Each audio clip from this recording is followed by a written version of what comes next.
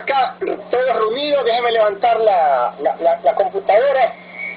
Qué bueno. Sí. O sea, atención un poquito. Esta es nuestra pequeña comunidad que tenemos acá en Ecuador, en Guayaquil, Rabino. Qué maravilla, Baruch Hashem. ¿Quieren presentarse? Perfecto.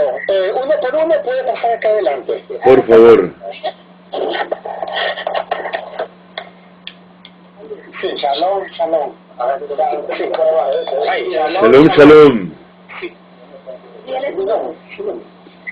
Pedro Enrique Gómez. Pedro, un enorme gusto y un honor estar contigo. Mucho gusto también estar con ustedes. Shalom. Shalom, querido.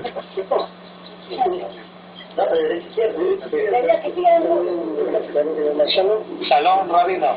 Shalom Ubrajá. ¿Tú te llamas? Mucho gusto. ¿Cómo es tu nombre? A ver.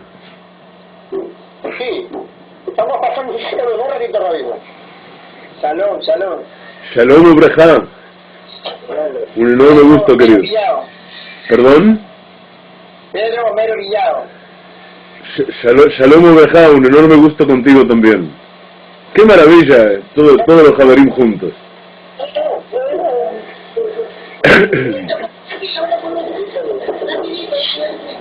Hola, buenos días acá y buenas tardes allá, Rabí, Shalom. Shalom, mi querido. Soy Oliver Purillo, mucho gusto conocerlo, ¿sí? Lo mismo, un enorme gusto, un honor para mí.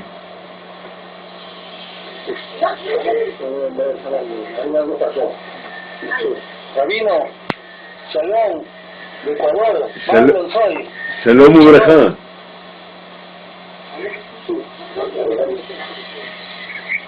Rabino, Shalom. Shalom, mi querido. Un enorme gusto, mi querido.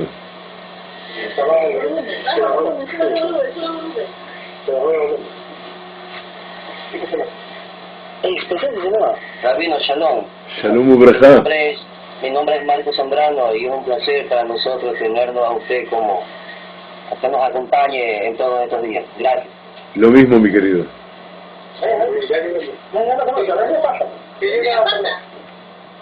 No sé qué pasa. Shalom, Rabino.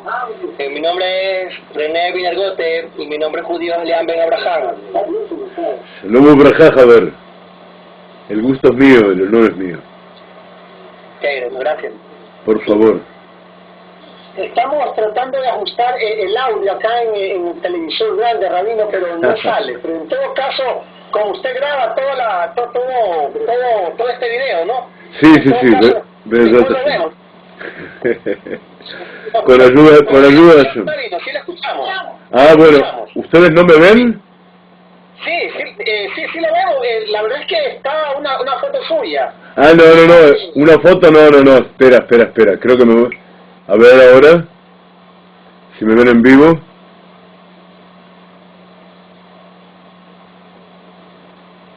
Dime tú. Ahora se me congeló a mí la imagen de ustedes.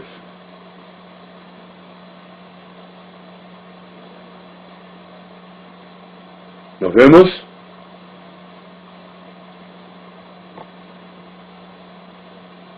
¿Aló?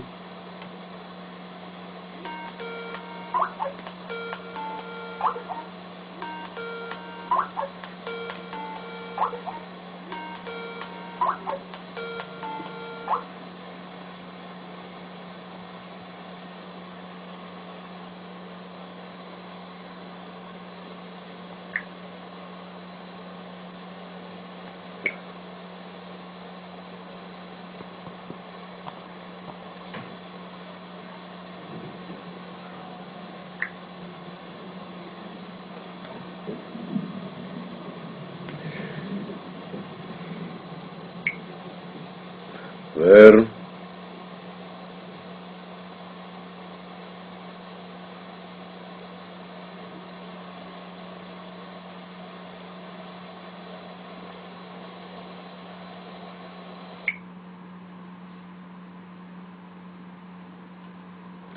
Un segundo. Aquí vamos a seguir de nuevo. Tenemos un desperfecto técnico con Skype.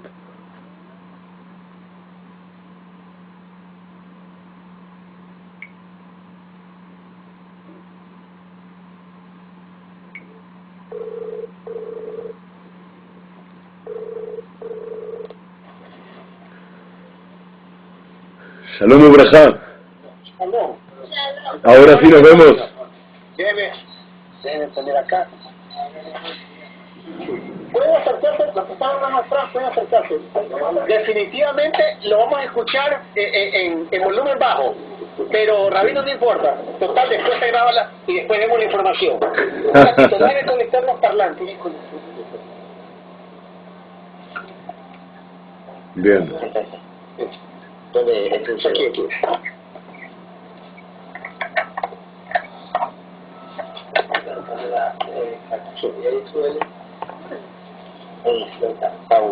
Aquí. Aquí el audio. El audio es aquí.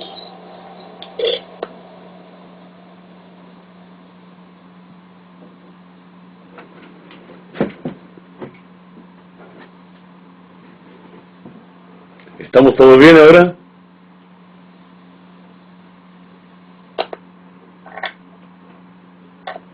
No, ahí nomás. Bueno, Rabino, continúe nomás, ¿quién le escuchamos?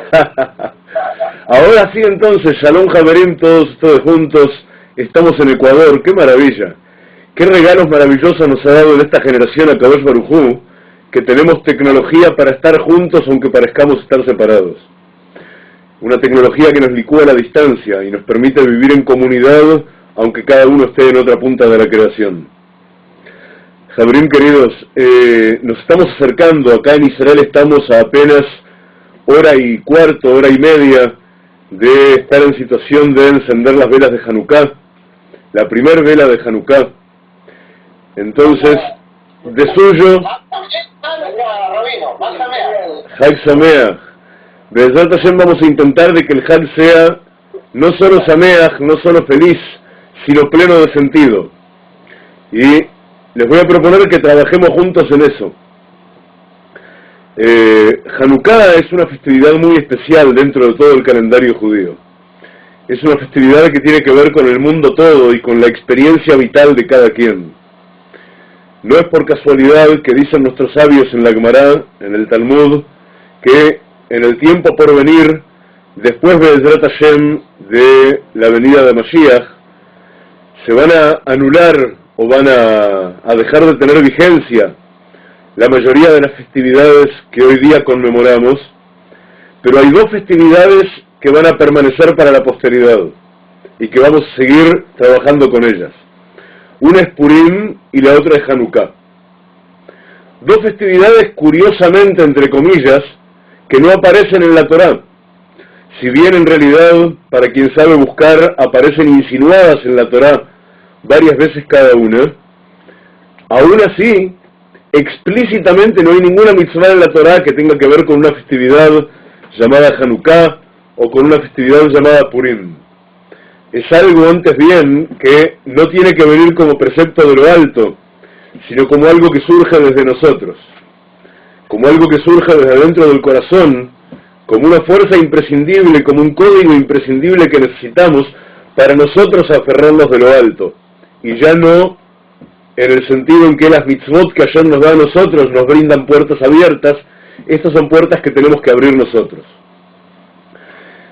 Se les voy a proponer, esto no es un estudio, esto no es un shiur, es una reunión de amigos.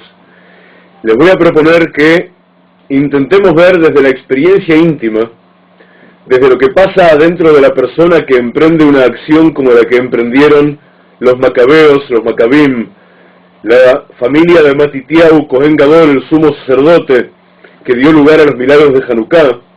Desde esa experiencia vamos a intentar entender qué es lo que está en nuestras manos, en nuestra capacidad, aprender de ellos para revivirlo en nosotros mismos y generar con nuestra propia fuerza y en nuestra propia generación Yeshuot, fuerzas de redención tan fuertes y tan luminosas como aquellas. Ustedes saben que hay una diferencia fundamental entre el milagro, los milagros de Purim y el milagro, los milagros de Hanukkah.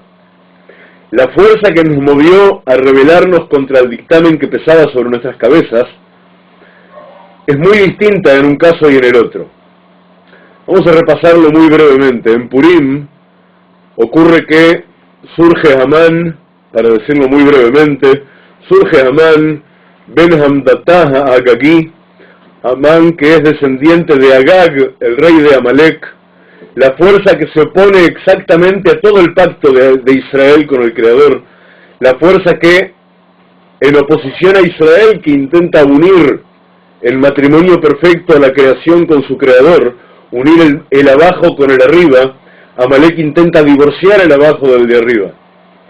A Dios lo que es de Dios y a nosotros lo que es de nosotros, dice Amalek. Igual que como dijo el rey que construyó la torre de Babel, Nimrod, en tiempos de Abraham, que intentó desconectar, dijo que el Creador se quede con el mundo superior y con sus ángeles, el mundo de abajo es mío. En ese mismo error, que no es un error, es un propósito vital, incurre Amalek, y por consiguiente Amalek en todos los tiempos, en el desierto cuando salimos de Mitzrayim, o en el episodio de Amán en Purim, o en el caso de los nazis, no tantos decenios atrás, Amalek siempre tiene por propósito la exterminación absoluta de Israel. Amalek tiene por propósito que no quede rastro del nombre de Israel, ni de la cultura de Israel, ni del pacto de Israel, ni de la Torá de Israel, porque todo tiempo que nosotros existimos, ellos no pueden hacer lo que ellos creen que vinieron a hacer a este mundo. Amán se propone el exterminio absoluto de todo el pueblo de Israel donde quiera que esté. ¿Y qué sucede ahí? Sucede que el pueblo de Israel tenía que hacer teshuvá con urgencia. Recordemos un poco históricamente, estamos hablando de algo que ocurrió hace unos, me anoté las fechas porque yo soy muy malo para recordar cronologías, pero estamos hablando de que más o menos hace 1944 años a hoy se destruyó el segundo Beit HaMikdash, que duró construido 420, o sea que hace unos 2364 años se construyó el segundo Beit HaMikdash. 70 años antes se había destruido el primero, hace 2400 y pocos años. En ese momento fuimos al exilio en Babilonia y estuvimos 70 años en ese exilio. En esos 70 años tiene lugar la historia de Purim.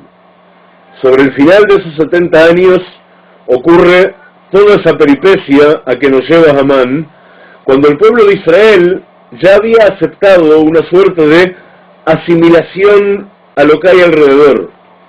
El pueblo de Israel en su mayoría, en el Galut, en el exilio en Babel, ya había aceptado que Ahashverosh es el rey, que hay que hacer lo que el rey diga, que estamos en el exilio, que no disponemos de la luz de Akadosh Baruj Hu y de la Shgachá Pratit, de la supervisión de Akadosh Baruj Hu revelada de modo perfecto sobre la realidad. Y entonces incurren en cosas como que Ahashverosh hace la gran fiesta, que dura 6 meses, de grandes banquetes y mucha bebida, y todo utilizando los keilim, los utensilios robados del Beit HaMikdash, del templo. Y Mordejai, que es el presidente de la generación, el hombre más sabio de la generación, el presidente de la Knesset Agdolá, de la gran Knesset, Hashem nos libre, Hashem nos perdone que hoy día a ese parlamento de payasos que tenemos acá en Israel lo llamamos Knesset, como era aquel mundo de los 120 mayores sabios de la historia que había en esos tiempos. A Ahashverosh les dice, no caigan en la trampa, ustedes van a traer la maldición sobre todo el pueblo de Israel si participan de esa fiesta. Y los dirigentes comunitarios dicen, no, políticamente nosotros no podemos quedar mal, tenemos que ser diplomáticos, hay que ir a la fiesta. Es el mismo tipo de discusión que nos ha acompañado a lo largo de toda la historia. ¿Qué hacemos? ¿Quedamos bien con los malos o nos arriesgamos frente a los malos y hacemos lo que hay que hacer? El caso es que ahí estamos amenazados literalmente de muerte. Y razonablemente, en el momento que la sentencia cae sobre nosotros, nos postramos, nos arrepentimos de todo el daño que hicimos, suplicamos ayuda, ayunamos, nos ponemos de luto y los milagros llegan. Purim funciona de esa manera, pero Hanukkah es una historia distinta. Hanukkah no es con los babilonios, Hanukkah es con los griegos. Y los griegos no quieren exterminarnos. Para los griegos,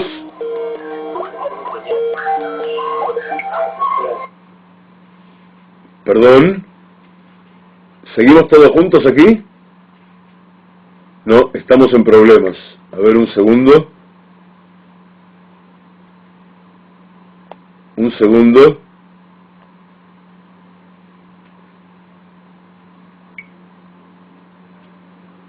Hola, no, me temo que no tengo manera de tenerte aquí, Fabiola, al mismo tiempo que a los Javerín que están en Ecuador. Disculpa, voy a intentar cortar y sumarte a la conversación. Un segundo. ¿Aló? Disculpen, Javerín, ¿estamos aquí? Hola. ¿Me escuchan? ¿La música es de ustedes?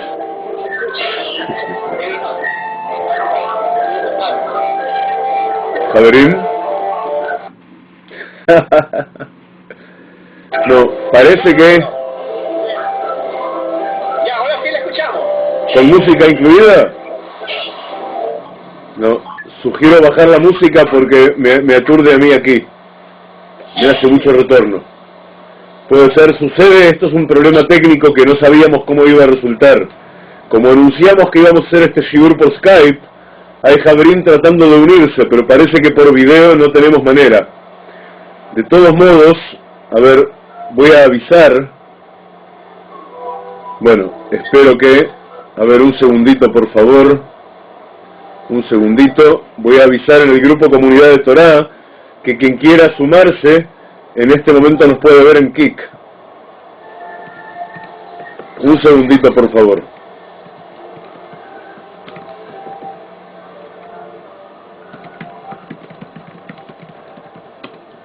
Un segundito, por favor.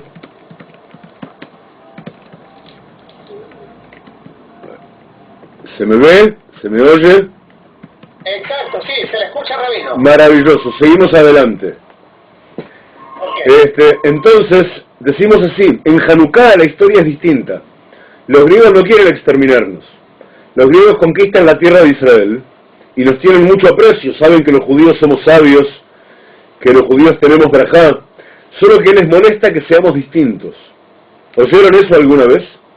Ellos quieren que seamos normales, que seamos como todos. Y por consiguiente lo que les fastidia a ellos no es nuestra existencia física. A ellos les molesta nuestra Torá. Les molesta que tengamos costumbres extrañas. Ellos viven con montones de ídolos por todos lados. Adoran toda fuerza posible en sí misma.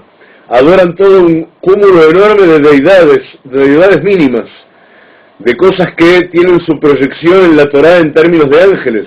Nosotros sabemos en la Torá que hay un ángel que rige sobre cada criatura. No hay, dicen nuestros sabios, que ni la más mínima hierba va a crecer sobre la tierra si no hay un ángel cuidando de que crezca. Y que un río no va a fluir si no hay un ángel que tiene potestad sobre ese río. Los griegos entienden esto mal, entienden esto al revés, entienden que todas esas fuerzas son como independientes entre sí, e independientes de un patrón verdadero, la deidad única, el Creador,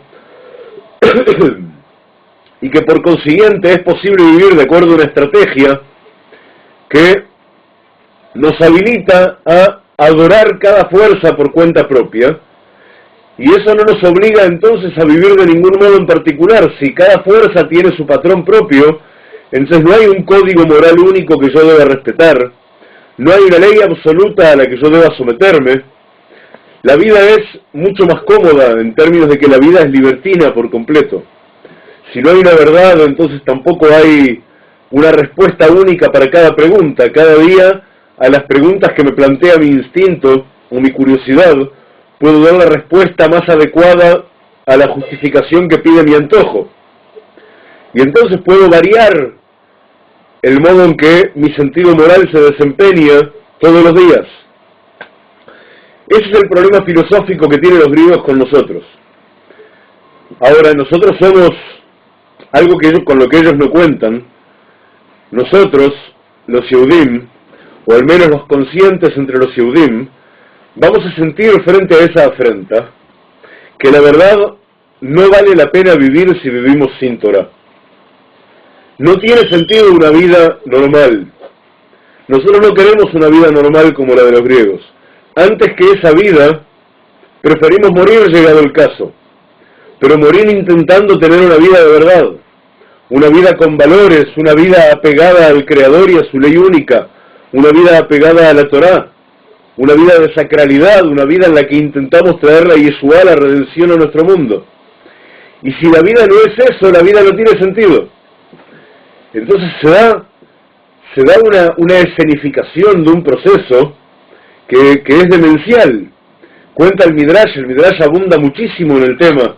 Cuenta el Midrash que los griegos de repente, así como hoy día la gente de Chabad, antes de Sukkot, en Sukkot salen con una sukkah móvil para permitir que la gente en cualquier lado, una sukkah sobre ruedas, para que la gente en cualquier lado pueda hacer la brajá de la sukkah y de las 4 especies, de las Arbat Aminim. Y los Chabadnikim también salen con Hanukiot, con candelabros enormes sobre autos, para que la gente cumpla con la mitzvah de la Hanukiah y demás. Del mismo modo salían los griegos en ese momento por las calles de Jerusalén, por las calles de Israel, salían con un carro con un ídolo arriba y con un altar, y traían un rebaño de bichos atrás, de cuadrúpedos atrás, y paraban a un judío cualquiera al azar y le decían: ahora tú vas a sacrificar un animal de estos en el altar de este ídolo. Y si el judío decía que de ninguna manera, pues lo mataban ahí mismo. Ahora, el judío de verdad no puede hacer ninguna otra cosa que responder de ninguna manera, porque nos enseñaron nuestros sabios que hay 3 mitzvot que tenemos prohibido transgredir, y que es mejor morir que transgredirlas, que son Avodat Zará, la idolatría, Shfichut Damim, el asesinato, el derramamiento de sangre gratuito, no ordenado, digamos, y Gilui Arayot, la promiscuidad sexual. Si alguien nos quiere obligar a incurrir en cualquiera de estas 3 transgresiones, pues debemos dejarnos matar y no hacerlo. ¿Se entiende? Ahora, ¿qué pasa? Hay débiles entre nosotros. Hay débiles entre nosotros, siempre hay débiles entre nosotros. En todos lados hay débiles y fuertes. Y los débiles vienen y dicen: podemos negociar, podemos vestirnos como ellos, podemos tomar de los modales de ellos, de los modos de ellos de vivir, y seguir rindiendo culto al Dios de Israel y cumpliendo la Torá moderadamente, sin ofenderlos. Ellos mandan, ellos tienen más armas que nosotros, podemos someternos a su deseo. La cuestión tiene que llegar a un nivel tan extremo, tan radical, como que Antíochus, el gran regente griego sobre nosotros, va a dictaminar una ley nueva a la que todos sus súbditos deben someterse. Un segundo, por favor, Javerim, ya estoy de nuevo con ustedes. Solo un segundo.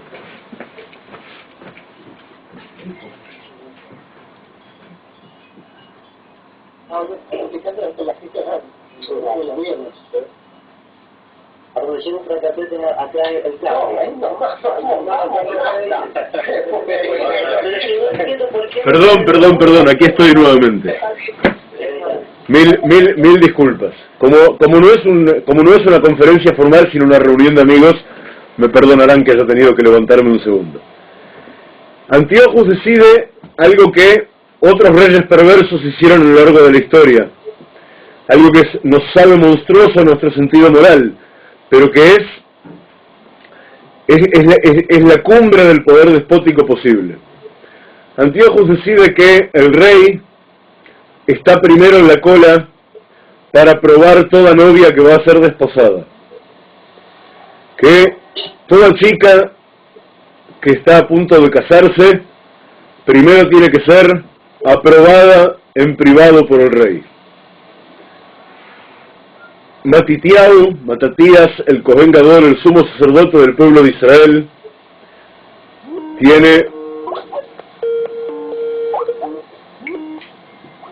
Matitiau tiene, además de sus hijos varones, una hija mujer que se llama Yehudit, Y Yehudit está a punto de contraer matrimonio. Yehudit está a punto de contraer matrimonio y de repente pesa sobre todos este dictamen del rey. Y se levantan Matitiahu y sus hijos, que no son guerreros, son sacerdotes. Los hijos de Matitiahu, contra todas las ilustraciones que nos han vendido en las leyendas de Hanukkah, no son hombres valientes y guerreros, armados, musculosos, que salen del gimnasio todos los días tras 4 horas de aparatos y de pesas.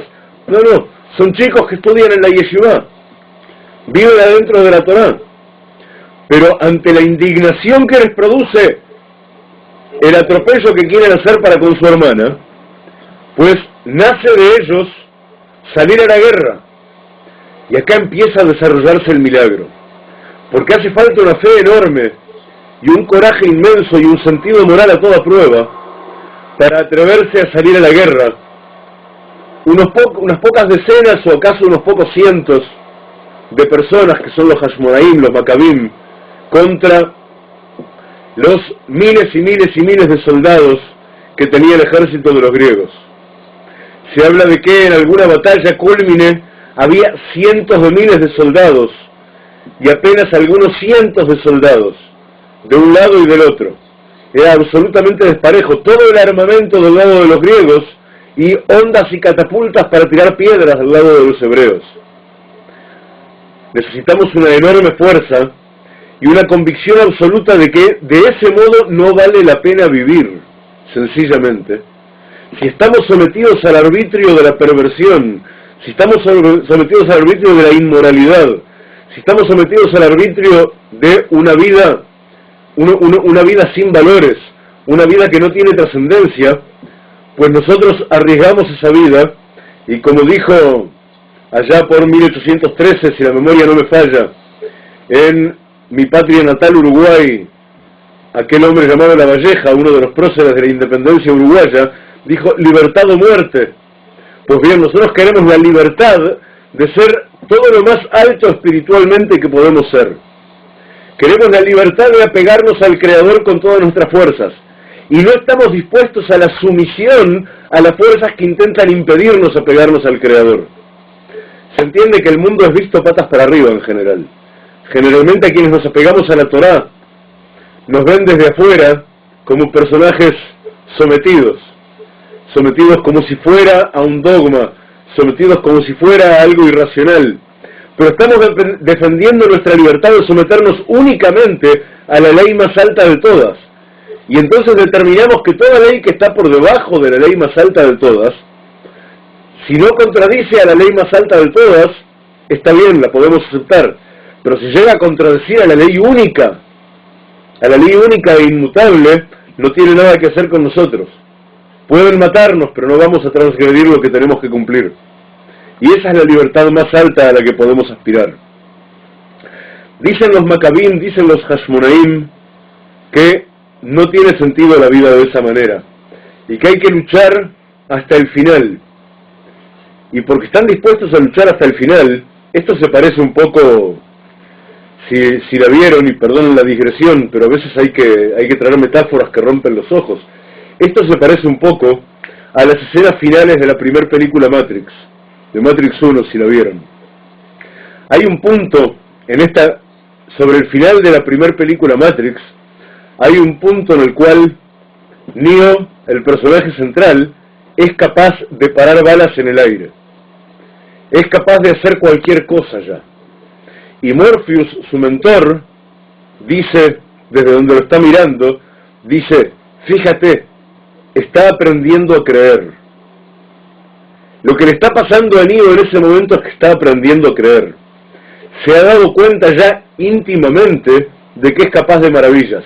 Y para eso no alcanza a contener la convicción mental de que uno es capaz de maravillas. Para eso no alcanza a contener la certeza lógica de que uno es capaz de maravillas. Para eso hace falta, como dice Rashi, en el momento en que el pueblo de Israel recibe las Lujot Abrit, las tablas del pacto, y está escrito en la Torá que la palabra de Elohim está grabada, Harut, sobre la piedra, y Rashi dice, está grabada, Harut, sobre las paredes interiores del corazón del hombre. Entonces, si la Torá está grabada a fuego en las paredes interiores de mi corazón, entonces yo sé de verdad que Hashem está conmigo y que si yo lo que estoy haciendo es absolutamente limpio y absolutamente correcto, pues no hay modo de que falle. Y si fallo no voy a estar fallando tampoco. Si fallo es porque tenía que suceder de un modo diferente y yo sigo yendo por el camino correcto que me estaba destinado. Hay algunas señales pequeñas en todos lados. En la Torá siempre las letras, siempre los números tienen algo que aportarnos. En años previos hicimos shiurim acerca de Hanukkah, largos y que están esparcidos por todas partes, y los hemos vuelto a publicar en estos días en el grupo Comunidad de Torá, donde trajimos muchos números. Vamos a recordar solo para que no se diga que no trajimos ningún número en nuestro shiur de hoy. Vamos a recordar muy brevemente al personaje central, que casi nunca se lo recuerda, que hace las veces de chispa que enciende el barril de pólvora, que es la hija de Matitiau, la hermana de Yehudá a Maccabí, la hermana de Yohanan, la hermana de Azar, que ofrecen su vida por salvar a su hermana, que ofrecen su vida por salvar a su pueblo. Yehudit Bat Matitiau, así se llama la novia que hay que salvar. Yehudit Bat Matitiau, su nombre completo tiene el valor numérico 1698. Y 1698 es el valor numérico de un verso del libro de Job, del libro de Job, en el capítulo 13, verso 7, que mirad lo que dice, lo voy a leer literalmente y a continuación lo voy a traducir. Dice: Halael tedabru habla, velo tedabru remia. ¿Acaso a Dios, al Creador, le van a hablar cosas que no son ciertas y a Él le van a vender un engaño? ¿De quién se está escondiendo el que negocia la ley eterna frente a la ley temporal? ¿A quién crees que le estás mintiendo? Eso es el punto de Yehudit Bat Matitiau.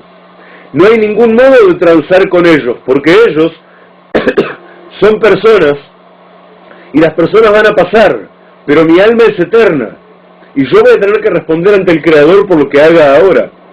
No hay ningún modo en que yo pueda negociar con aquello que se me instruyó en la Torá, que debo ofrecer mi vida antes que aceptarlo. Y por eso, mirad qué maravilla, hay otro verso en el Tanaj, hay otro verso en nuestra Biblia, que tiene ese valor numérico 1698. Mirad qué maravilla. Está en el libro de Teilim, de los Salmos, capítulo 105, verso 12, y dice así: Beheyotam metei mispar kimat vegarim ba. Dice, siendo ellos muy pocos en número, casi que se pierden en ella. Siendo muy pocos en número, todo lo que decimos en Hanukkah es que la valentía, la locura de los Hashmonaim es la disparidad numérica inconcebible a la que se atreven. Ellos son unos pocos, y no obstante, salen a pelear contra cientos de miles de soldados literalmente, tal su convicción. Ahora, intentemos hacer bajar esto a nuestra conciencia. Tratemos de llevar eso a un plano que nos pueda hacer familiar, tal como vivimos nosotros,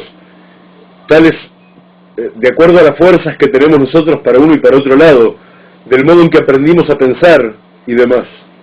Pasó mucho tiempo desde aquel entonces. El Beit HaMikdash se destruyó unos 200 y pocos años después del milagro de Hanukkah, o sea que el milagro de Hanukkah fue más o menos hace 2150 años, algo por el estilo. Nosotros ganamos esa guerra de alguna manera. La ganamos en varios sentidos y la perdimos en algunos otros sentidos. La ganamos fundamentalmente en términos de que, por un lado, la batalla de los Hashmonaim no era de verdad contra los griegos, era contra la parte de nuestro pueblo, que Grecia se dice en hebreo Yaván, y había parte de nuestro pueblo que eran los Mityavnim, eran los que se iban asemejando a Yaván, empezaban a vestirse como Yaván, empezaban a utilizar nombres como Yaván, empezaban a hablar el idioma de Yaván, empezaban a sumar costumbres como las de Yaván. Contra ellos había que luchar, a ellos había que rescatarlos de nuevo. Y si no se los podía rescatar de nuevo, había que aislarlos para que no hicieran más daño. De alguna manera esa guerra la ganamos parcialmente en ese momento, pero el germen de ese mal de Yaván quedó en nosotros. Pero a Yaván sí le ganamos, porque casi inmediatamente después, y nosotros fuimos la bisagra para que ocurriera, todo ese imperio inmenso que tenía Yaván se desmoronó. Y la idolatría de Yaván también se desmoronó. Ahí es donde empezó a gestarse lo que conocemos hoy día como la filosofía griega. Los primeros grandes filósofos griegos son inmediatos a estos eventos de los que estamos conversando. Se terminaron los ídolos, ahora viene la filosofía. El amor a la sabiduría. Pero el amor a una sabiduría, y esto es lo que heredamos nosotros, y por eso es tan importante que lo consideremos, el amor a una sabiduría que no nos compromete, que no nos cambia. El amor a una sabiduría que es el reverso de la moneda de la sabiduría de Israel. La sabiduría de Israel, nosotros decimos que estudiamos Torah, ¿para qué? Estudiamos Torah porque la Torah Maknat Surah la Adam, lo hemos dicho muchas veces. La Torah tiene que dar forma al hombre. La Torah no me da solamente comprensión intelectual, la Torah le va a dar forma a mi alma. La Torah modifica mi conducta, y al modificar mi conducta modifica mi actitud. Y al modificar mi actitud modifica el modo en que yo pienso y siento el mundo. Y por consiguiente modifica el modo en que yo participo, el modo en que yo incido en mi mundo. La filosofía de los griegos está llena de preguntas y de hipótesis de respuestas. Y al tiempo que hacen preguntas y tienen hipótesis de respuestas, la moral de los griegos, la moral de estos sabios griegos, se desgrana en todo aquello que los apetitos solicitan. Nos encontramos con enormes sabios que son depravados sexuales, contumaces y consumados. Nos encontramos con un mundo de amoralidad regido por un universo intelectual de altísimo vuelo. ¿Les suena algo eso? ¿Les suena a algo parecido a lo que pasa en el concepto de universidad que hemos heredado de los griegos? En el concepto de estudios filosóficos y estudios de ciencias sociales que heredamos de ellos en modo tal que nos aseguramos no aprender nada ni de la historia ni de la filosofía, nada que ponga en riesgo nuestra libertad de cambiar de opinión respecto a lo que está bien o está mal cada día si hace falta para mantener nuestros instintos contentos. En eso se convirtió Yaván a posteriori, y ahí es donde Yaván nos ganó la guerra a nosotros hasta ahora. Ayer escuché a Rav Damir Cohen contar una anécdota de uno de los grandes rabanim de Bnei Brak de hoy día. No recuerdo de quién, no recuerdo si él mencionó de quién era, pero cuenta que este Rab estaba viajando en un taxi en los días de Hanukkah, y iba en un taxi por la ruta 1 acá en Israel, que lleva de Tel Aviv hacia Jerusalén, de Tel Aviv hacia Jerusalén, y en el sentido opuesto había un enorme trancazo de tránsito, y había camiones y ómnibus en cantidades enormes, llenos de gente muy festiva, llenos de gente que agitaba banderas, y el rabino no sabía de qué eran las banderas esas que agitaban, hasta que de repente vio un cartel que decía que eso era de Beitar Jerusalén, de un equipo de fútbol o de básquetbol que se llama Beitar Jerusalén. Y le preguntó el rabino al chofer del taxi, ¿qué es esto? ¿Qué está pasando? ¿Qué está pasando aquí? Y el chofer del taxi le dice, pero rabino, ¿usted no sabe? En este momento, justo acaba de terminar un partido, era de básquetbol el partido, acaba de terminar un partido en que la selección israelí, no, de fútbol, perdón, la selección israelí le ganó 1-0 a la selección griega. O sea, Israel le ganó a Grecia 1-0. El rabino mira y dice, es increíble. Grecia le ganó a Israel 2-0. No, dice el chofer, usted no lo entendió bien.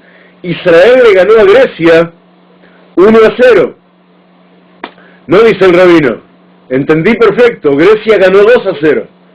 El chofer del taxi entiende que aquí hay gato encerrado y le pide una explicación al rabino. Y el rabino le dice, fíjate tú, en aquel momento Grecia nos ganó de alguna manera porque dejó instilado el germen de sus saberes vanos, de sus saberes externos porque no tocan el corazón, dentro del pueblo de Israel. Pero lo de ahora es inconcebible.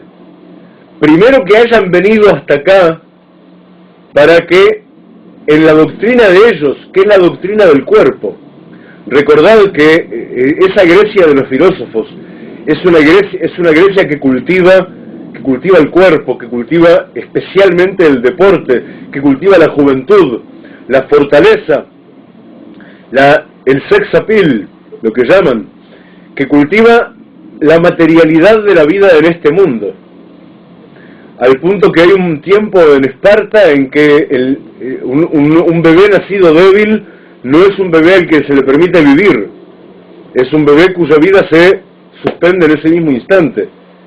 Dice, ellos inventaron el deporte como show, el deporte como obsesión, y vienen aquí, y nosotros nos enfrentamos aquí en la obsesión de ellos, que va contra la nuestra, les ganamos nosotros a ellos, en lo que ellos hicieron para, de alguna manera, serrucharnos a nosotros, para de alguna manera sacarnos a nosotros de nuestro camino, y encima festejamos. 2-0 va el triunfo a favor de Grecia. Entonces es un poco vidrioso, porque hasta el día de hoy, el germen de eso que sucedió entonces sigue entre nosotros. Sigue entre nosotros y debemos luchar mucho contra eso. Hay gente que cuando hablamos de estos temas, enseguida salta y dice, pero entonces está mal para el judaísmo estudiar las otras sabidurías o las artes. Hay gente que no ha entendido exactamente de qué se trata la cuestión y entonces cree de modo bastante radical que un yehudí que se dedica a la Torá no debe, por ejemplo, estudiar matemáticas o ingeniería o arquitectura, y nada más lejos de lo cierto. Hay que estudiar todas las artes y la sabiduría llegado el caso, si no tiene tiempo para ello. Pero hay que distinguir entre lo que nuestros sabios llaman sabidurías externas, Jochmot Hitzoniot, y sabidurías internas, Jochmot Pnimiot. Sabiduría externa es aquella sabiduría que tiene que ver con la mente desconectada del corazón. La arquitectura de alguna manera puede, en mi modo de practicarla, puede nutrirse de lo que siento, pero la arquitectura no tiene que darle forma a mi modo de sentir el mundo, sino al revés. La Torá tiene que pasar por el corazón y elevar el corazón hasta la mente. La Torá tiene que llenar el corazón de saber cierto, para que el corazón ese, en cuyas paredes debo grabar la ley desde la mente recta, sepa sentir correctamente y desear lo correcto. Eso es algo de lo que hemos hablado también muchas veces en nombre de mi maestro Rav Ginsburg. Rav Ginsburg lo llama conciencia natural de Torá. Si yo logro tener conciencia natural de Torá, puedo estudiar los saberes externos también. Todo tiempo que no tengo conciencia natural de Torá, estoy en grave peligro mientras me dedique a estudiar esos saberes externos. ¿Hasta aquí vamos bien?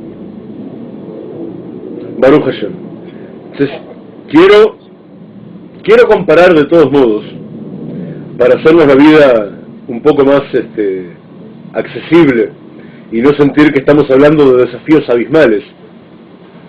Quiero comparar de alguna manera las energías que operan sobre nosotros hoy con las energías que operaban sobre nuestros ancestros en aquel entonces.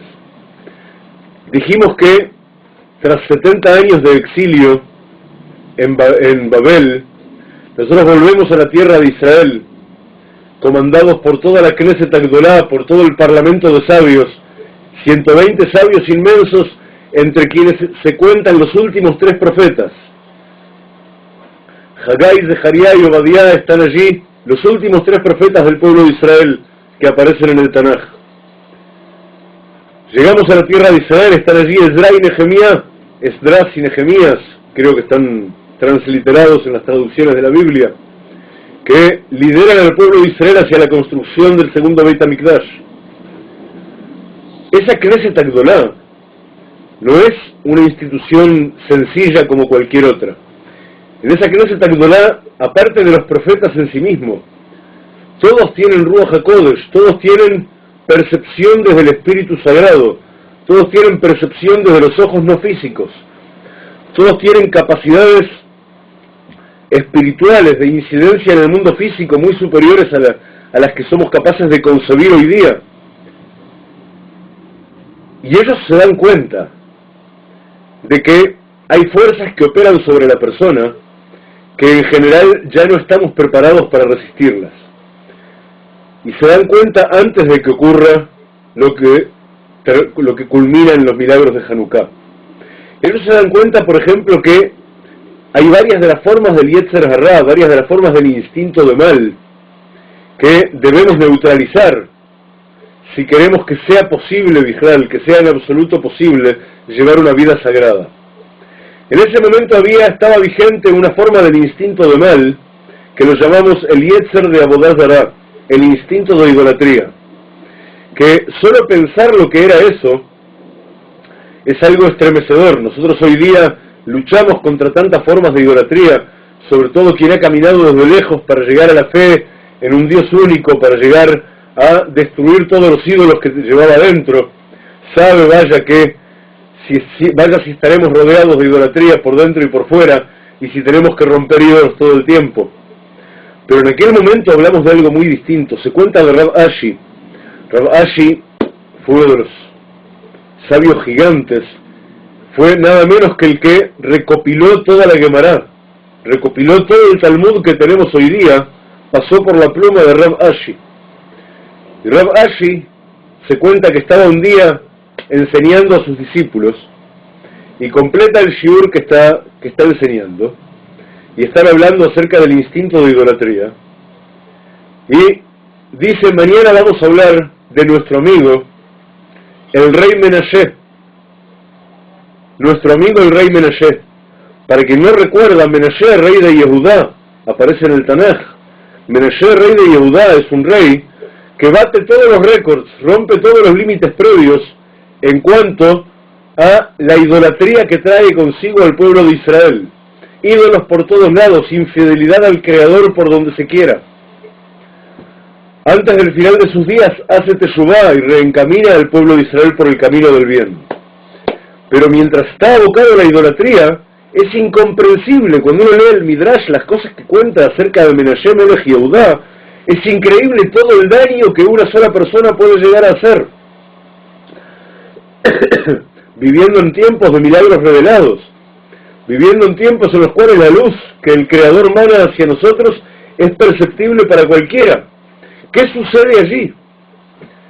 Rav Ashi se despide de sus discípulos de esa manera, y cuando duerme esa noche aparece en su sueño Menashe, precisamente, rey de Yehudá, que primero se ofende con Rav Ashi, dice que está ofendido y que debería matarlo por haber ironizado acerca de que es su amigo. Pero después de eso Menashe le dice algo mucho más grave.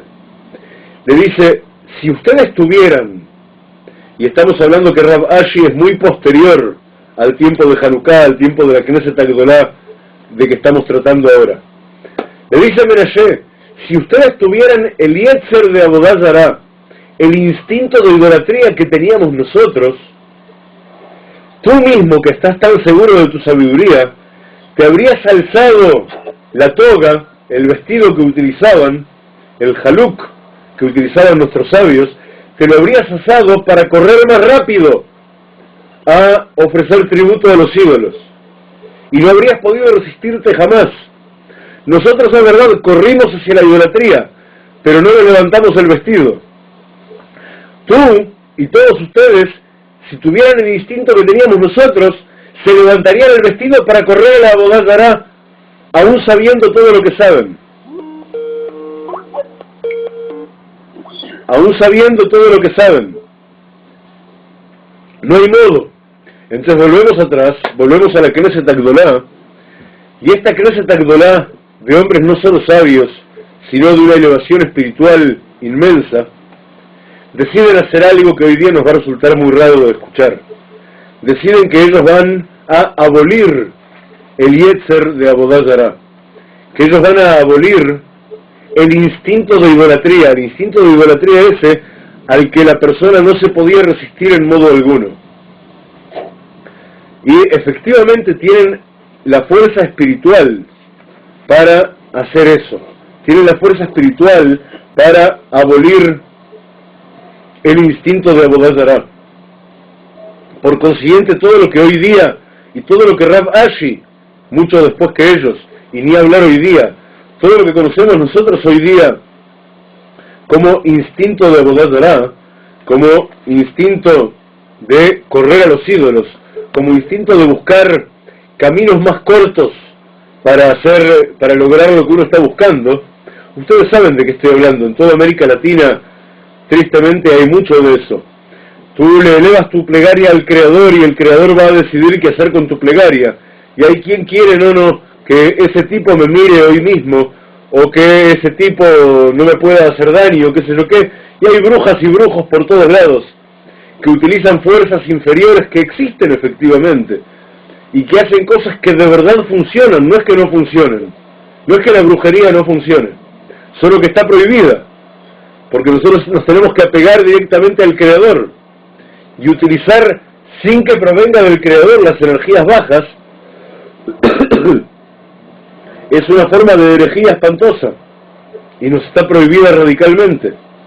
De todos modos, ellos abolen ese instinto de idolatría que había en ese momento, e intentan abolir un segundo instinto que hace que mucha gente se pierda, tanto entonces como hoy, que es el instinto sexual desenfrenado, que de alguna manera tristemente en todos los tiempos lleva a la gente de las narices de un lado para otro, y hace que en el sentido estricto del término, la prostitución está en el gobierno, porque un hombre también se prostituye al degradarse en la prostitución o en la promiscuidad, no menos que una mujer.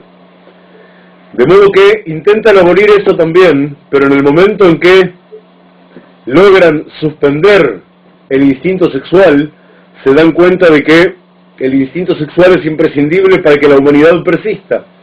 Solo que hay que enseñarle a la gente a dirigirlo hacia el bien, a desarrollarlo de modo sagrado, y por consiguiente, de alguna manera, revierten lo que hicieron, y dejan el instinto sexual para que sea gobernado por el espíritu sagrado cabal, y no lo pueden abolir.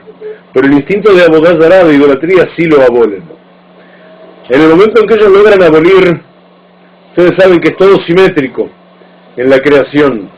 El Creador ha creado frente a frente medidas idénticas, y cuando algo sale de uno de los platillos de la balanza, entonces del otro lado tiene que salir equivalentemente algo más.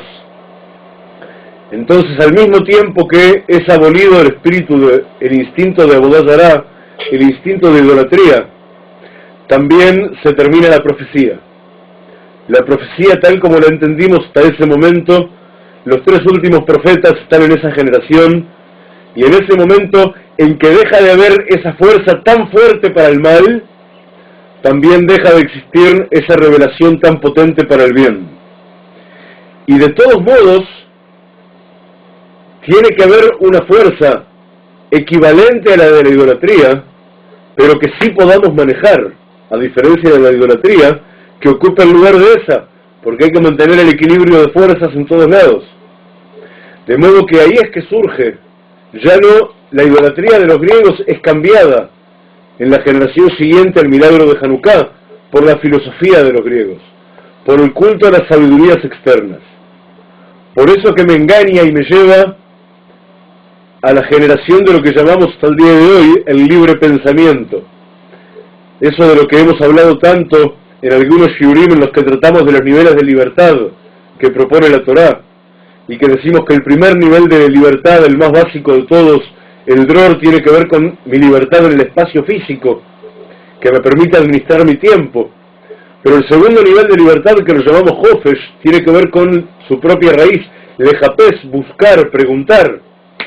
Y la mayoría de la gente se tranca ahí, porque todo tiempo que tengo preguntas y no he aceptado ninguna respuesta por válida y definitiva, entonces puedo darme cada día una respuesta distinta.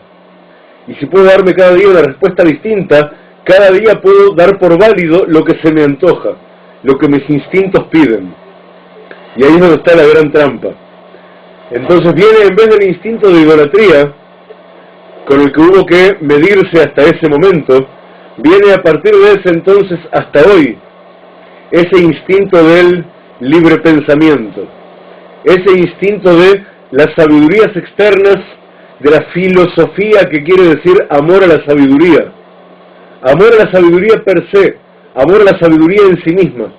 Y eso tenemos que tener mucho cuidado, Javerim, y ustedes me disculparán que da la impresión de que me voy por las ramas, pero en realidad justo hoy no me estoy yendo por las ramas.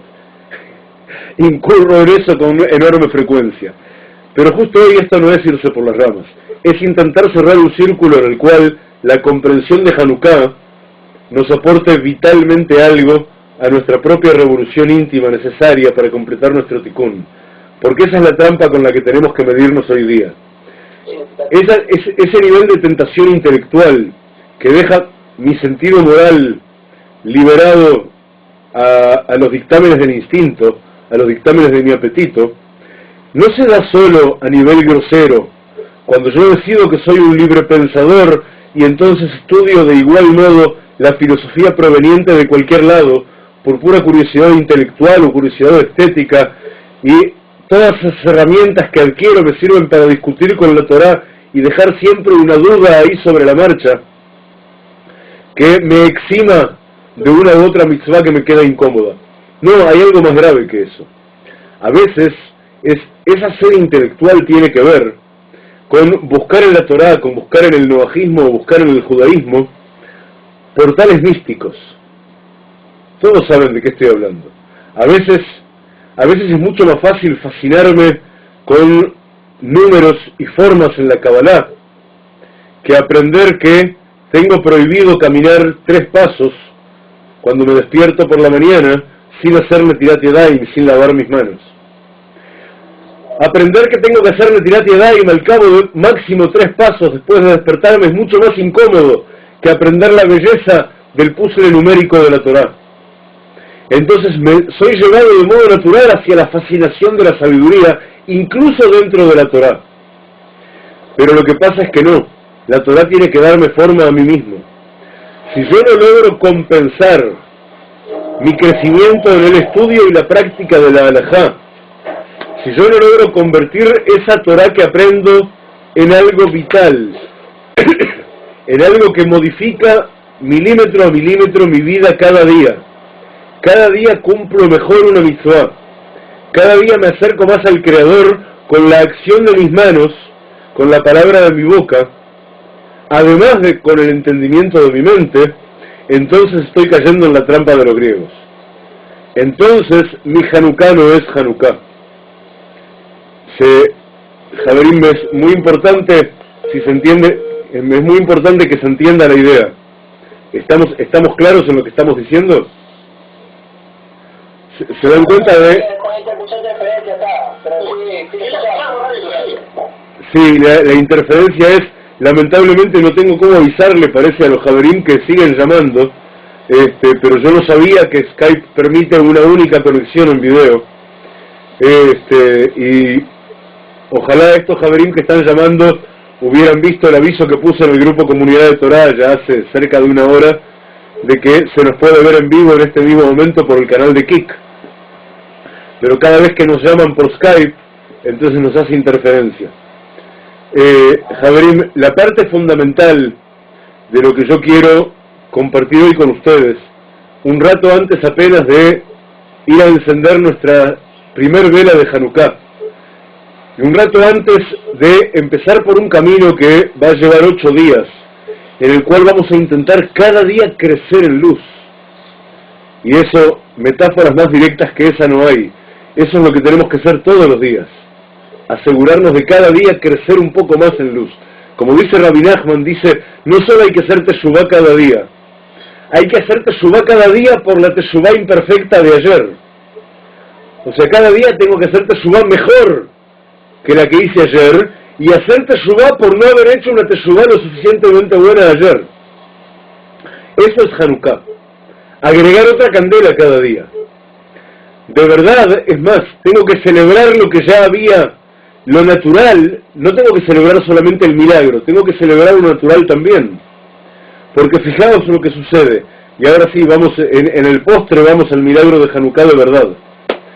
Se encuentran los Hashmonaim cuando entran en el Beit HaMikdash, se enfrentan a la menorá y deciden, ¿cuántos brazos tenía la menorá? 7, pero nuestra Hanukkah tiene 8. ¿Verdad? Pero la menorá que ellos encienden en el Beit HaMikdash tiene 7. Ahora, ¿y para cuántos días había aceite? Para 1. ¿Y cuántos días estuvo prendida de verdad la menorá? 8. Bien, entonces ¿cuántos días fue el milagro? 8. No, 7. Para un día ya había.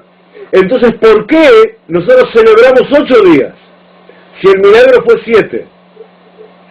Les voy a contar algo que me tuvo pesadumbrado los últimos 2 o 3 días. Una pregunta sobre la que me trata en el correo de Hanukkah. Vamos a abundar de nuevo con muchos más elementos. Escuché hace unos días, y lo había olvidado, lo había escuchado hacía años. Escuché hace unos días una anécdota que cuentan los descendientes de, algunos descendientes de la vieja comunidad judía de Teimán, del Yemen, de donde provino uno de los grandes Mekubalim, uno de los más grandes Rabanim del mundo sefaradí del último siglo, Rav Shalom Sharabi, conocido como el Rashash, uno de los últimos grandes del mundo de la Kabbalah. Se cuenta, si la memoria no me falla, se cuenta de la casa en la que él nació, o la casa de uno de sus ancestros, en Teimán, en el Yemen. Eran Mekubalim, eran personas de un nivel espiritual increíble, y que vivían con extrema sencillez y discreción. Se cuenta que en esa casa había en la cocina un saco, una suerte de bolsa de arpillera, con, no me acuerdo si era arroz o lentejas, o algo así, algunos de los productos de uso cotidiano en la cocina. Y que el ama de la casa, la mujer de la casa que cocinaba, todos los días iba con una taza, sacaba de la bolsa de arpillera lo necesario para la comida del día, cocinaba, todos comían, al día siguiente nuevamente sacaba de ahí. Había una sola cosa que nadie en esa casa había visto jamás, que alguien pusiera arroz o lentejas o lo que fuera en esa bolsa. Eso no había pasado nunca, aparentemente en varias generaciones. Siempre, cada día, venía alguien y sacaba de allí. Pero nunca nadie había puesto ahí. Eso estaba ahí generaciones ya. Y parecía que se reproducía, era un barril sin fondo. Yo saco siempre y siempre hay. Hasta que un día, cuenta la anécdota, uno de los niños de la casa, inocentemente, en una conversación con sus amiguitos, le contó a alguien más, mira, no, nosotros no compramos arroz, porque hay siempre. La misma bolsa que usaba mi abuela y la abuela de mi abuela y su abuela, sigue estando en la cocina y siempre hay arroz. Entonces no hay para qué comprar, si siempre hay. En el momento en que esos niños fueron y contaron a sus padres, y se hizo de público conocimiento en el barrio, que esta familia no necesitaba comprar arroz porque siempre había, porque se reproducía solo, el milagro se suspendió. Hubo que empezar a comprar arroz. Ahora, parecido a eso es lo que sucede en el milagro de los cántaros de aceite que hace llenar a la mujer viuda el profeta Eliseo, ¿lo recuerdan? Ella es terriblemente pobre, necesita parnasá. Y él le pregunta, ¿qué hay en tu casa? Y ella le dice, hay un poquito de aceite. Y él le dice, bueno, pues ve y consigue baldes, cántaros, tanques, fuentes, jarras, jarros, botellas, vasos, tazas, todo lo que puedas, todos los recipientes que puedas, de todas tus vecinas, y empieza a volcar de ese poquito de aceite que tienes. ¿Cuándo se terminó el aceite? Cuando se llenó el último recipiente disponible. Si hubiera habido más recipientes disponibles, habría seguido habiendo aceite. Hay tanto aceite como recipientes. Entonces yo me pregunté de repente, ¿cuál es la relevancia? Caramba, ¿qué hay tanto para celebrar y tanto para conmemorar en que el aceite para un día haya durado 8? ¿Qué sentido tiene? Caramba, si en Taimán, en el Yemen, con tal de que lo guardáramos en secreto, podía haber 10 generaciones de corrido la misma bolsa de arroz en la que nunca nadie pone, sino solo se saca. Y seguro que hay miles de ejemplos más. Debo reconocer que esa pregunta me estuvo atormentando un tanto los últimos días, hasta que me di cuenta de que no celebramos 7 días, celebramos 8. Celebramos 8 porque ni siquiera es natural que hubiera aceite. Ni siquiera es natural que el aceite que hubiera fuera puro. Ni siquiera es natural que el aceite arda. Se cuenta de Rabbi Hanina ben Dosa, contamos esta anécdota muchas veces, nada menos que Rabbi Hanina ben Dosa, en la Gemara, era uno de nuestros sabios infinitamente pobre, en su casa no había nada para comer, salvo un puñado de frutos del algarrobo que tenía que durar desde Shabbat hasta el próximo Shabbat. Un día, la hija de Rabbi Hanina ben Dosa está sentada, empezó Shabbat, entra su papá del Beit Knesset a la casa, viernes por la noche, y ve a su hija llorando al lado de las velas de Shabbat recién encendidas. Le pregunta Rabbi Hanina a su padre, a su hija, ¿por qué lloras, hija mía? ¿Por qué estás triste? Su hija le dice, padre, lo que pasa es que acabo de darme cuenta de que en los vasos para las candelas, de hecho, cómo encendían ellos sus candelas y cómo las encendemos nosotros en Shabbat y en Hanukkah, ponemos un vaso con aceite y adentro de ese vaso de aceite ponemos una mecha y la encendemos. Y todo tiempo que queda aceite, la mecha arde. Ahora, para que la mecha llegue a empezar a arder, tengo que mojarla, empaparla de aceite hasta su extremo, antes de encender. Les dice la hija a Rabbi Hanina ben Dosa, papá, no sabes qué terrible lo que me sucedió. Por error confundí las botellas, y en vez de llenar los vasos de las candelas con aceite, los rellené con vinagre. Y claro, como recién encendí las velas, y en las mechas las mechas estaban empapadas de aceite, entonces las velas ahora están ardiendo. Pero todos sabemos que el vinagre no hace fuego, el vinagre no hace fuego. Esto va a durar minutos. Y después nos vamos a quedar sin candelas. Y no es solo las velas de Shabbat. Las velas de Shabbat era la luz de que disponían. Y con esas velas tenían que prender la vela de Abdalá cuando terminara Shabbat. Y la niña llora desconsoladamente, que puso vinagre en vez de aceite. Y Rabbi Hanina le dice, no llores, hija mía, no hay nada que sea natural. El que le dice al aceite que arda, le va a decir al vinagre que arda. Tú hiciste la mitzvah. Mishamar, dice la Gemara, Mishamar la shemen dlok vaidlak, y Omar la chometz dlok vaidlak. El que le dijo al aceite que arda y el aceite arde, le va a decir hoy al vinagre que arda y el vinagre va a arder. La Gemara se completa diciendo que con el fuego de esas velas prendieron 26 horas más tarde la vela de Abdalá. Entonces celebramos 8 días. No celebramos lo sobrenatural, celebramos todo. Celebramos del mismo modo el aceite del primer día y el aceite del octavo día, del mismo modo que celebramos que unos pocos muchachos que son estudiantes de Yeshivá puedan contra un ejército de cientos de miles de soldados. Celebramos la maravilla que puede lograr esa fe que nos apega al Creador y que nos apega a la Torá. Celebramos la maravilla de que somos capaces de no caer en la trampa, de las filosofías librepensantes. Celebramos la maravilla que de cuán bajo hayamos caído en los lugares más extremos en que nos ha puesto Hashem en nuestra dispersión.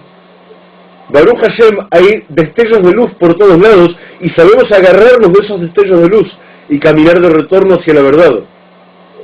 Y que puede venir Yaván, puede venir entonces Grecia y decirnos: si no te arrodillas ante este ídolo, eres hombre muerto. Y entonces podemos decir: está bien, soy hombre muerto, y entonces Hashem salva mi vida. Eso es la verdadera maravilla de Hanukkah. Y por consiguiente, Hanukkah, Hanu quiere decir inauguraron, y K, 25, ¿vale? Kaf Hei, primero que nada, cada vez que está escrito ese Kaf Hei, en general se pronuncia Ko, en la Torá, se refiere a la Shekhinah, se refiere a la presencia revelada de Hashem. Pero además es 25, es casi 26. Y 26 es el valor numérico del nombre de Hashem. Yud, y después Hei, después Vav, y después Hei. Inauguraron algo que está a un punto de la sacralidad del nombre de Hashem.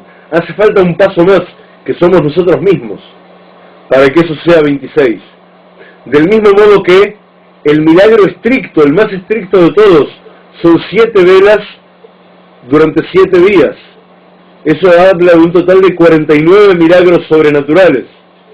Pues esos 49 son los 49 pasos, casi 50, para llegar a las 50 puertas de Biná, igual que los 49 días que contamos el Omer, casi llegando al día 50, que es Shavuot, y recibimos la Torá. Todo Hanukkah es ese casi, falto solamente yo, está todo provisto de lo alto, falto yo soy el último punto que tengo que sumar a los 49, el último punto que tengo que sumar a los 25, y desde Hashem en el correo de Hanukkah vamos a ver varios ejemplos más al respecto. Siempre soy solo yo, el que falto, y que ahora en Hanukkah tengo que convertirme a mí mismo en candela, que no importa si tiene adentro vinagre o aceite, da igual. Tiene adentro lo que Hashem me haya puesto adentro. Tiene adentro las herramientas de que Hashem me haya dotado, sea de acción o de comprensión, o de parnasá, de sustento, de lo que sea.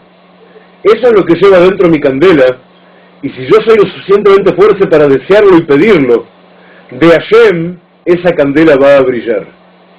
Y seguro que va a brillar y va a iluminar. Y entonces mi Hanukkah la voy a poner donde la vean todos, porque tengo que publicitar el milagro. Tengo que publicitar el milagro que no importa en qué extremo del mundo me tocó nacer, no importa de qué cultura me tocó absorber desde niño hasta hoy, no importa en qué idioma me tocó nacer y aprender a hablar, no importa a qué penurias o limitaciones o lo que sea he sido sometido desde siempre, caray, yo soy capaz de apegarme entero de corazón y de mente y de alma únicamente a la verdad, de a través de los medios que sea pedir: quiero esa verdad para mí, y la quiero para mí para contagiarla en derredor, para ser un soldado, para ser un obrero de Geulá, de redención, para que quien todavía está a oscuras pueda recibir luz nueva. Como hablamos, si la memoria no me falla, fue con ustedes mismos la semana pasada, que hablamos de el ejemplo del farolero, que justo en nuestro día de estudio la semana pasada era lo que traía el Hayom Yom, el estudio de Hasidai Chabad, de los Hasidim de Lubavitch, para estudiar en ese día, que nos decían: ¿qué es la Hasidut? ¿Qué es un Hasid? Un Hasid es un farolero, es alguien que advierte su propia llama, advierte su propia chispa, sabe encender su propia llama a partir de su propia chispa, y anda por la vida buscando faroles que están apagados para encenderlos con el suyo, para contagiar de su propia luz. Y su propia luz nace y está activa, no importa si tiene adentro aceite de oliva producido aquí en la Galilea, o si tiene vinagre, da igual. El que le dijo al aceite que arda, le dirá al vinagre que arda. Y eso, además de nuestro estudio del instante, Be'ezrat Hashem, es mi brajá para todos ustedes, y para todos los Haverim de la comunidad de Torah, y para mí mismo hoy, a apenas, Be'ezrat Hashem, 20 minutos, media hora, de alistar mi Hanukkah y ponerla frente a la única ventana de las que tiene mi casa, en la que voy a estar seguro de que al menos algunas decenas de personas lo van a ver, y entre ellos probablemente haya alguno que otro que eso le va a hacer acordar que es Hanukkah, y qué sentido tiene que yo haya prendido esa candela y voy a haber empezado a hacer el trabajo que Hashem me mandó a hacer con la mitzvah de la Hanukkah. Javerim queridos, hasta aquí por lo pronto mi exposición de ahora. Va a ser un enorme gusto escucharlos a ustedes ahora. Rabino, créeme que la enseñanza suya fue espectacular. Hay una situación que acá estamos viviendo, ¿no? Estamos nosotros congregándonos semana a semana, Shabbat a Shabbat, y lo estamos celebrando como comunidad. Hay muchas preguntas acá, muchas preguntas como por ejemplo que cada día que toca salir al trabajo no se puede realizar todos los rezos del Shaharit. Entonces hay una pregunta con relación a eso, si podemos acortar y qué es lo que podemos acortar de las oraciones. Por ahí nos dijeron que podemos hacer el Shema y la mirada como mínimo. Es una buena medida. Como mínimo hacer el Shema y la Amidad. La Torah nunca está para imposibilitar la vida, la Torah está para conducir la vida. La unidad fundamental de la tefilá, en caso de emergencia, puede concentrarse en el Shema y la Amidad. Los capítulos de Teilim que se dicen previamente también se pueden decir en otro horario y en otro momento. Si no hay tiempo ni siquiera para el Shema y la Amidad, hay una versión reducida de la Amidad, que si no se encuentra en los Sidurim, en los libros de rezos de ustedes, Be'ezrat Hashem, díganmelo luego por escrito y yo la comparto con ustedes. Siempre hay soluciones para tornar la vida posible dentro de la vida de Torah. Otra pregunta, Rabino, pero en su momento para que nos explique el Tajanú, por ejemplo, nunca nos enseñaron a nosotros en qué momento se lo hace, cuándo se lo hace. Tengo entendido que es básico dentro de las oraciones, ¿no? Es básico dentro de las oraciones, pero no hace falta empezar por ahí. Ok, perfecto. Ya. Estamos organizándonos en los próximos días, próximas semanas, vamos a tener un lugar más apropiado para reunirnos. Estamos en un lugar provisional, ¿no? Provisional donde ya podemos tener ya una visualización más clara todos nosotros, acá. Todos los lugares son provisionales. En este mundo somos pasajeros nomás. El palacio lo estamos construyendo en el otro mundo. Acá somos apenas pasajeros. Ok, Rabino. Aquí lo quiere saludar a un amigo que llegó un poquito atrasado, pero lo quiere saludar. Lo estima muchísimo, siempre ve sus videos. Bienvenido. Un gusto, un placer tenerlo a usted como maestro nuestro. De antemano, yo ya lo vengo escuchando hace mucho tiempo a usted y es un placer tenerlo así, Rap. Lo mismo para mí, mi querido. ¿Tu nombre es? Alex Valencia. Alex, querido. Un enorme gusto y un honor para mí también. Contad conmigo, Javerim, en todo lo que está en nuestras manos. Es un honor acompañarlos en el camino. Gracias. Ok, Rabino. Otra persona más que llegó también un poquito atrasado. Adelante. Rabino, mi nombre es Asmir Shimon Ben Abraham. Es un gusto, llegué atrasado, no al comienzo, pero aquí estoy.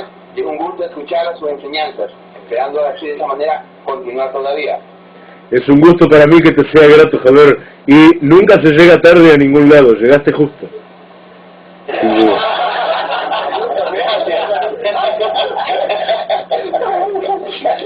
Bueno, Rabino, creo que nos estamos despidiendo, ¿no? Be'ezrat Hashem, Javerim, que tengan un Hag Hanukkah Sameach, un Hag Hanukkah lleno de luz de la que se irradia, de alegría, de felicidad, y seguimos estudiando juntos Be'ezrat Hashem, para esparcir Torah, para cultivar Torah, para crecer juntos en el camino sagrado de la Geulá. Hag Sameach para todos. Hasta me.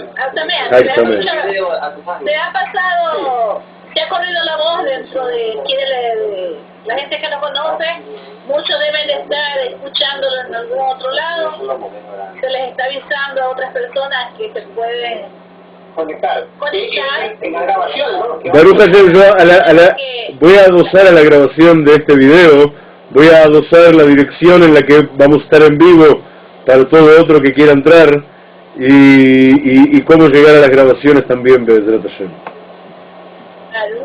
Baruch Hashem, Rabino. Jaburim, un abrazo muy fuerte, mi brajá para todos. Kol Tov. Shalom, shalom. Shalom, shalom, shalom. Shalom, shalom.